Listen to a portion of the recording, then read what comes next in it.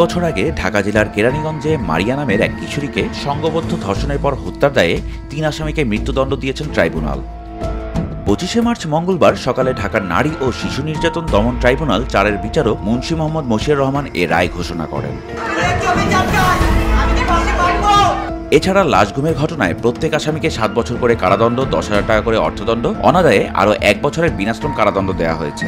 দণ্ডিতরা হলেন কেরানীগঞ্জের কামির উদ্দিনের ছেলে মোহাম্মদ সজীব, ফরিদপুরের হাসমত আলীর ছেলে মোহাম্মদ রাকিব এবং শরীয়তপুরের মুসলিম মাতবরের ছেলে শাওন। একই সঙ্গে অভিযোগ প্রমাণিত না হওয়ায় আলী আকবর এবং মোহাম্মদ রিয়াজ নামে দুজনকে বেকসুর খালাস দেওয়া হয়েছে।